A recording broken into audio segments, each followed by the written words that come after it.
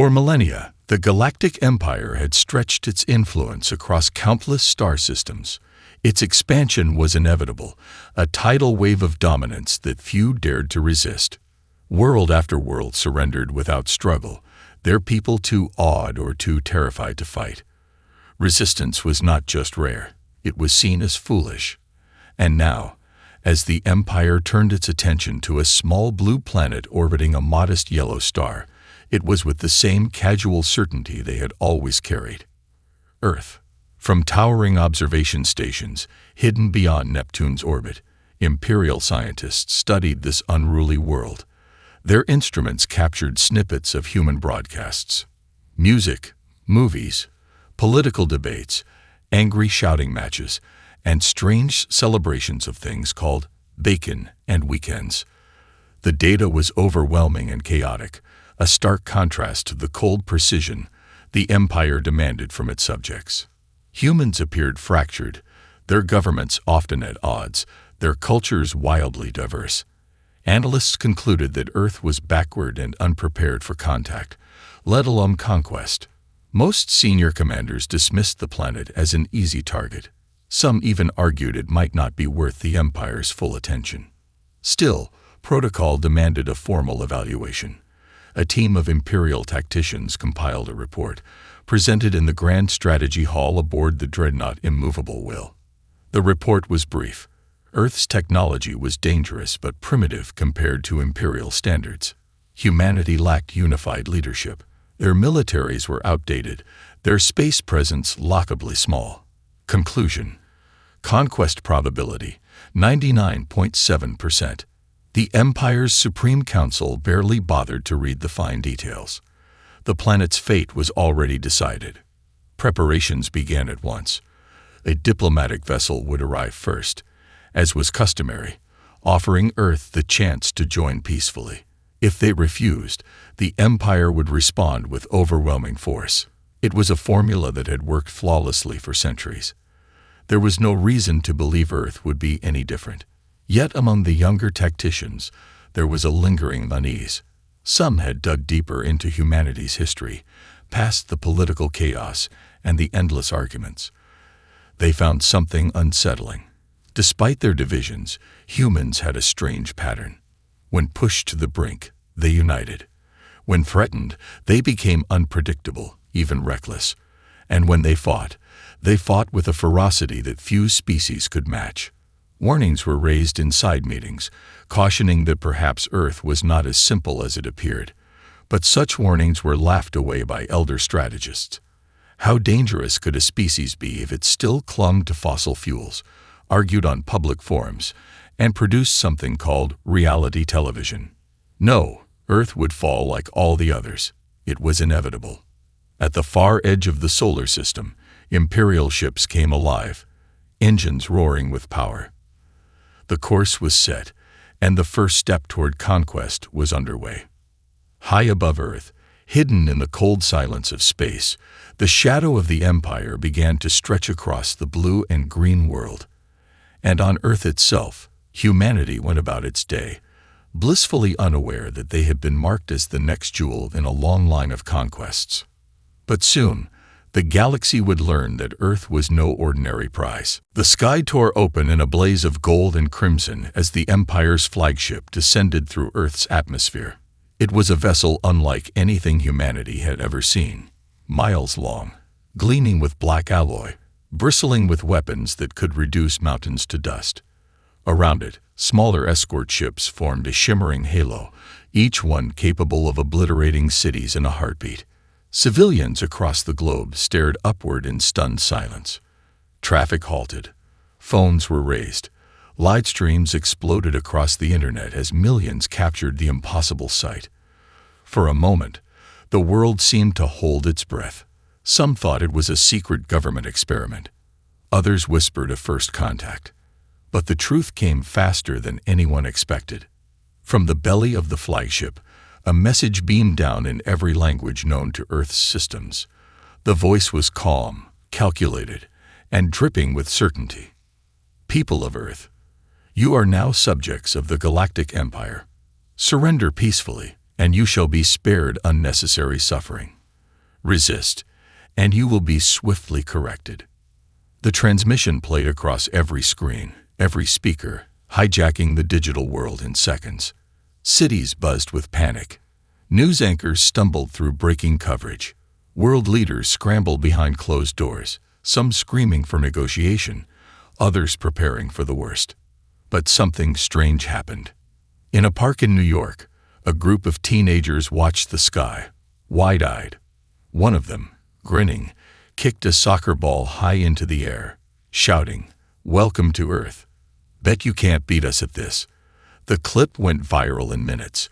Across the planet, people reacted not with submission, but with a kind of stubborn, chaotic humor. Memes flooded the internet. Images of the Imperial ships were photoshopped wearing funny hats. Jokes about Earth being full trended worldwide. The Imperial commanders, observing from orbit, were baffled. Their arrival was supposed to inspire fear, not mockery. On a dozen other planets, populations had fallen to their knees at the mere sight of Imperial vessels. Yet here, on this small defiant world, humans were laughing. Confusion rippled through the Empire's ranks. High Advisor Trexel, a being who had overseen the conquest of 50 worlds, leaned forward in the command deck, frowning. His aide, a junior strategist named Verlin, voiced what many were thinking. "Sir, they do not appear to be responding according to projection." Trexel's response was cold and immediate. "They will. It is only a matter of pressure." Orders were issued. The Empire would allow Earth's leaders a brief window to accept their place. If they did not submit, the next phase would begin: demonstration of power. Down on Earth, presidents, prime ministers, and generals gathered in hurried meetings. Satellite images of the alien fleet were plastered across every screen. Discussions rage. Could they fight? Should they negotiate? Was surrender the only path? But deep within the human spirit, a stubborn flame had already been lit. Fear warred with pride.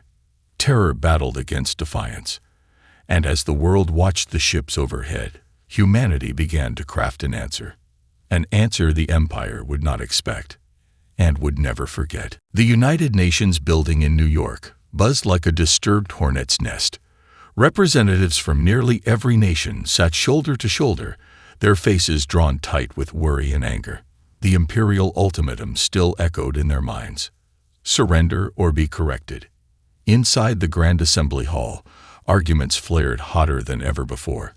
Some demanded immediate surrender to save lives. Others insisted Earth must resist at any cost. Old enemies found themselves forced into uneasy alliance, bound by one simple truth: they were all human, and this was their home. At the center of it all stood Ambassador Grace Holloway. A career diplomat, she had navigated impossible negotiations before, but this was different. These invaders did not care for treaties or traditions. They demanded obedience. Holloway straightened her back, adjusted the microphone before her, and spoke words that would soon circle the world. "We are many nations, many voices, but today we must be one. Today we must speak not as divided people, but as humanity itself. We reject the Empire's demand. We will not surrender our freedom, our home, or our spirit." The speech was broadcast live. Across Earth, people gathered around televisions, phones, and radios. In cafes in Paris, in markets in Nairobi, in tiny villages and massive cities, humans listened. And when Holloway finished, a roar went up, a sound of unity that no empire could measure. Flags were lowered around the world and replaced with a single banner, a white field with a blue circle in the center, representing Earth itself. Humanity, for the first time in history, stood united. In orbit, aboard the Imperial flagship, High Advisor Trexel watched the broadcast unfold. His claws tapped against the metal armrest of his throne. His staff of commanders and scientists shifted uneasily. Verlin, the junior strategist, swallowed hard. "Sir, their defiance is—" he started, but Trexel cut him off with a wave. "Predictable. Terexel said, "Primitive species often cling to their illusions before they break. Begin the demonstration. Show them what the Empire does to those who resist." A single command ship detached from the fleet. It powered up its primary weapon, targeting a barren desert far from major population centers. It would serve as a warning, a display of overwhelming power. No loss of life, just the promise of what could come. On Earth, telescopes tracked the bright lance of energy descending toward the ground. In a flash of terrible brilliance, a crater a mile wide was carved into the desert floor. Dust rose like a shroud into the sky. The message was clear. This was a sample of what defiance would bring. But the Empire had miscalculated. Instead of terror, something else gripped humanity. Fury. Across every continent, armies mobilized. Scientists, engineers, and hackers pooled their knowledge at unprecedented speeds. Former rivals shared secret technologies. Military bases flared to life. Laboratories raced to find any weakness, any advantage. In the depths of human spirit, a line had been drawn. They would not kneel. They would fight. They would show the Empire a truth it had long forgotten. Humanity was at its most dangerous, not when it was at peace, but when it was united by rage. Within hours of the Empire's demonstration, humanity moved with a speed and creativity the invaders had never witnessed before. From the depths of secret military bunkers to the buzzing minds of university labs, 1,000 different plans ignited all at once. Fighter jets streaked across the skies, patrolling the airspace around major cities. Submarines slipped into the oceans, vanishing into the deep. Space agencies that had once competed now shared every satellite, every telescope, every ounce of knowledge. Hackers from every corner of the internet joined forces, cracking into Imperial communications, mapping their networks, and searching desperately for any flaw. At an old airfield in Nevada, the world's brightest engineers and scientists gathered under heavy guard. They called the place Unity Base. There, desperate and determined, they studied the broadcasts from the Imperial fleet. Every energy signature, every propulsion burst, every flicker of light was recorded and analyzed. Among them was Dr. Elias Monroe, a physicist who had spent his life dreaming of alien life. He had always imagined meeting them with open hands, not clenched fists. But now, as he stood before a hologram of the Imperial warships, his jaw tightened. "They think they are invincible," Monroe said, turning to the assembly behind him. "But every system has a flaw. Every armor has a crack. If we find it, we make them bleed." Cheers erupted. Hope, fragile but growing, spread among the gathered minds.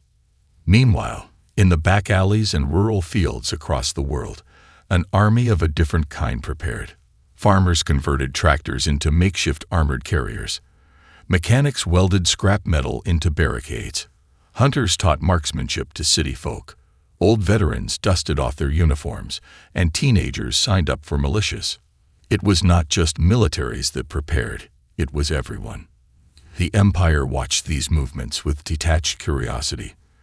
From the command deck, High Advisor Terexel observed the frantic energy below. He noted the troop movements, the weapon buildups, the broadcasts filled with patriotic songs and declarations of defiance. "Fascinating," he mused aloud.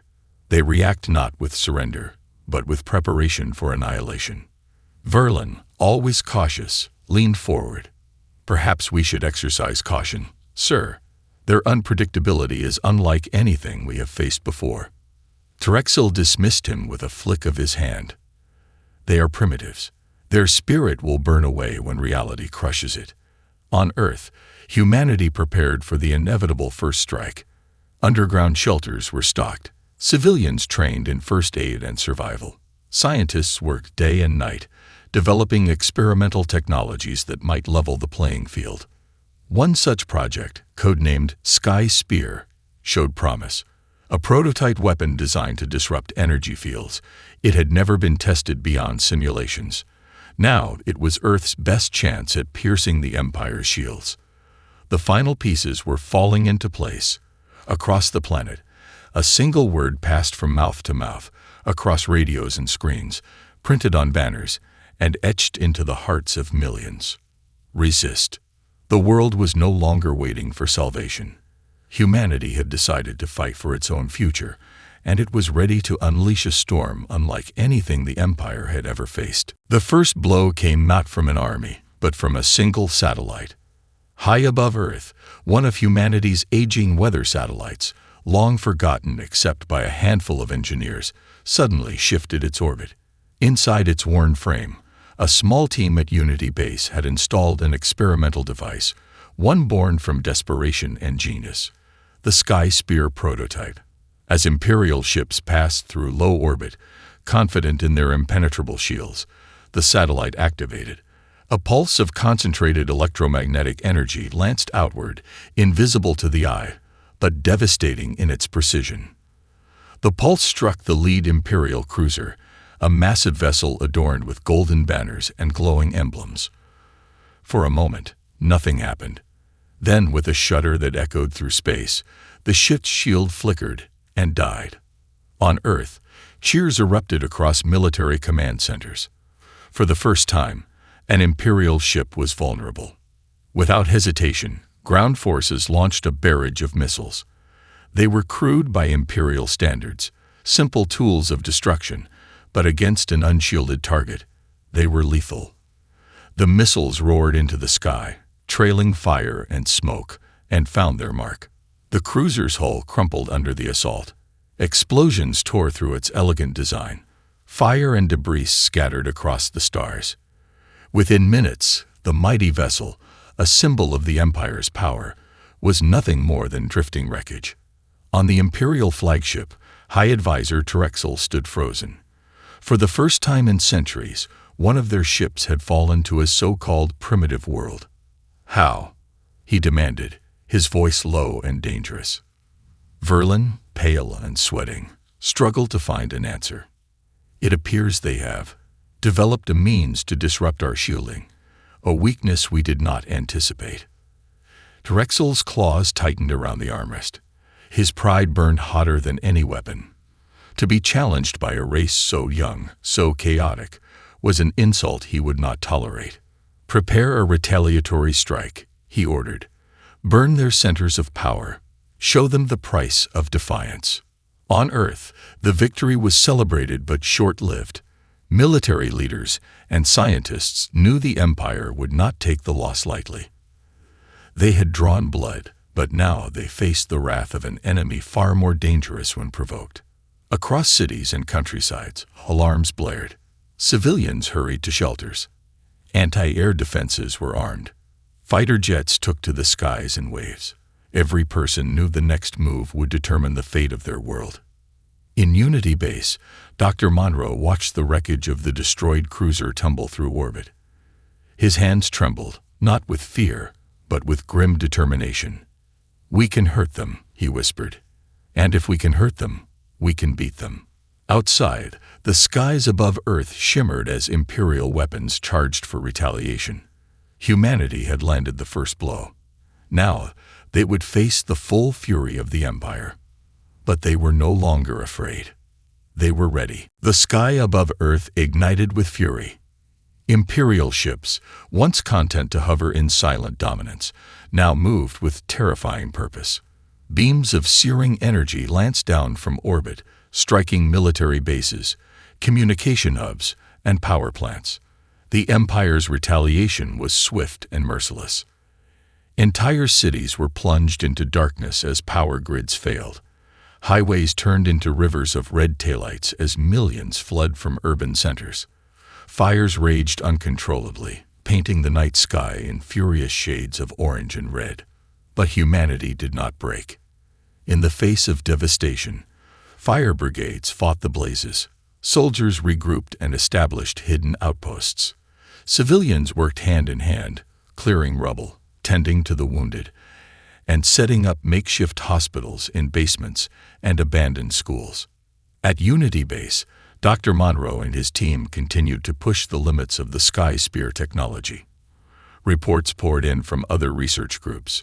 New variations of the pulse weapon were being rushed into production across the globe. Humanity had tasted victory once and now clung fiercely to the hope it represented. Above Earth, the Imperial fleet adjusted its tactics. No longer did they see Earth as a territory to subdue carefully. Now they viewed it as a problem to be erased. Target all resistance hubs. Terexel barked from the flagship. Let their spirit drown in despair. Verlin hesitated, then spoke carefully. Sir, if I may, escalating destruction may only galvanize them further. We are witnessing behaviors unlike anything our models predicted. Terexel's eyes narrowed. Then we will crush not only their strength but their hope. Bring me the list of their cultural centers, their monuments, their symbols. Erase them. Within hours, the Empire's new wave of attacks targeted humanity's heart. Museums, libraries, historical sites, places that held the stories of who humanity was, became the new targets. But even as statues fell and archives burned, something unexpected happened. The people of Earth did not mourn quietly. They sang. In streets choked with smoke, voices rose in stubborn defiance. National anthems, protest songs, chants of unity, whatever they could muster, they threw into the night air like a weapon. Across military radios, a single transmission spread like wildfire, repeated in dozens of languages. We are Earth. We do not kneel. In refugee camps and command centers, fighters painted slogans across walls. Children wove flags from scraps of cloth. Scientists, fueled by the knowledge that their home was being attacked not just physically but spiritually, worked with renewed rage. On a windswept hill outside a ruined city, a small militia unit downed an Imperial drone, using little more than slingshots and homemade explosives. Across the globe, improvised weapons and guerrilla tactics began to claim Imperial machines one by one.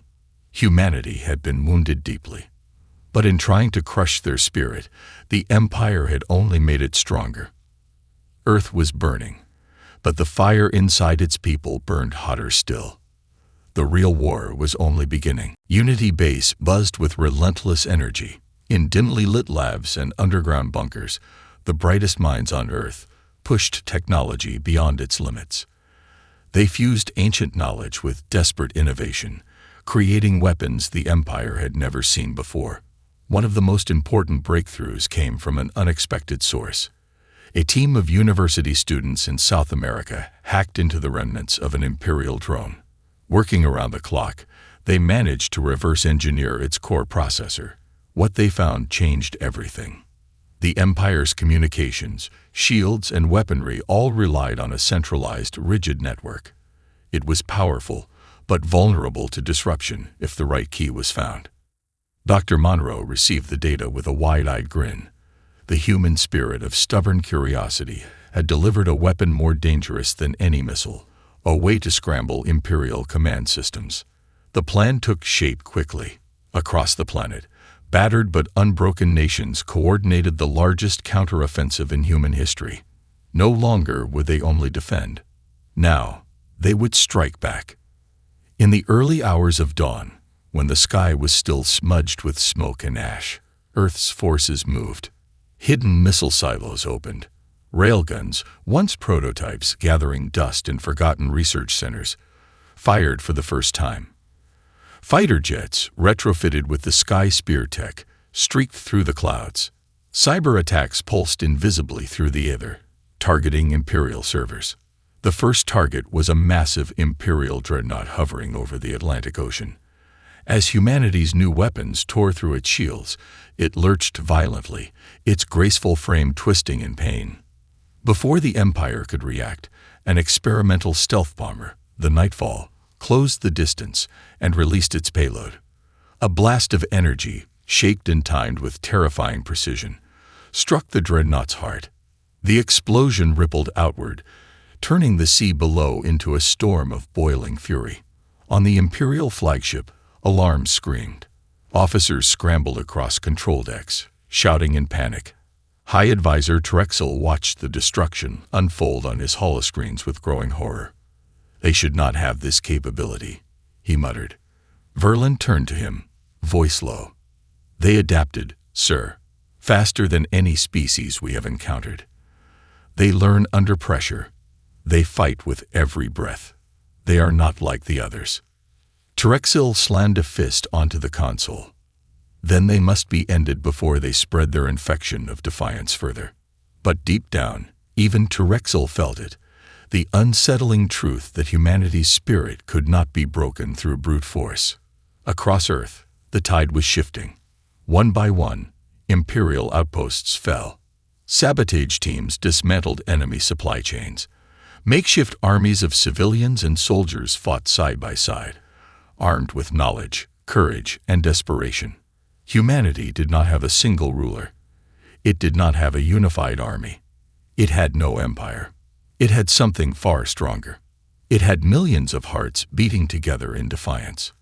And with every strike, with every fallen ship, Earth roared louder into the heavens. We are still here. The Empire had set its sights on Earth. Now Earth had set its sights on victory. The Empire's once formidable fleet was in disarray. Humanity's relentless assault had taken its toll. Ships that had once appeared invincible now drifted helplessly through space, their shields down, their weapons useless. Earth's forces, coordinated, united, and more determined than ever, had become a force the Empire could no longer ignore. But Terexil, seething with rage, refused to accept defeat. We will crush them, he snarled to his staff, his voice full of venom. We will burn their cities to the ground and scatter their ashes across the stars. In response, the Empire's flagship, its crown jewel, the Excalibur, prepared for a final, desperate strike. Its weapons powered up, and its massive engines roared to life, propelling it toward Earth with terrifying speed. The flagship's mission was simple: eliminate all resistance in one final, cataclysmic assault. Meanwhile, on Earth, humanity had one last weapon up its sleeve. Deep beneath the surface, hidden in the heart of an unassuming mountain, was the final piece of their plan, a device they had been preparing for this very moment. The Earthbound fleet, now bolstered by every nation's remaining strength, assembled in orbit, its forces ready to deliver the final blow. Fighter pilots gripped their controls. Engineers monitored every detail. Commanders, once divided by borders, now stood together as one, each committed to saving the planet. In the final moments before the flagship's descent, Dr. Monroe and his team activated the last, most powerful weapon the human race had ever created, the Ascendant Protocol. The Ascendant Protocol was a weapon not just of destruction, but of disruption. It harnessed the power of Earth's magnetic fields, combined with the technologies stolen from the Empire's own ships, to create a wave that would shatter the Imperial network permanently. All their systems, communications, shields, weapons, would be rendered useless in one fell swoop. It was a gamble, one that had never been tested. But Earth had no choice. It was now or never.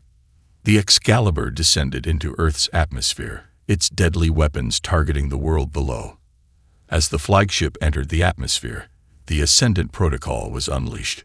A pulse, powerful and silent, erupted from Earth's surface. The Excalibur's hull vibrated, its shields flickered and vanished. The ship's mighty weapons sputtered to a halt. The Empire's technological superiority, once so unchallenged, was now their greatest weakness. In the chaos that followed, the human fleet struck. Fighters, missiles, and railguns bombarded the flagship with a ferocity that was nothing short of breathtaking. Within minutes, the Excalibur, once the epitome of Imperial might, was a burning wreck, tumbling toward Earth's surface. Terexil's voice, full of disbelief, echoed through his flagship's control room. No, this cannot be. But it was. Earth had done the impossible. As the last of the Imperial fleet disintegrated in a blaze of light, humanity stood victorious. The Empire had underestimated their will. They had underestimated Earth.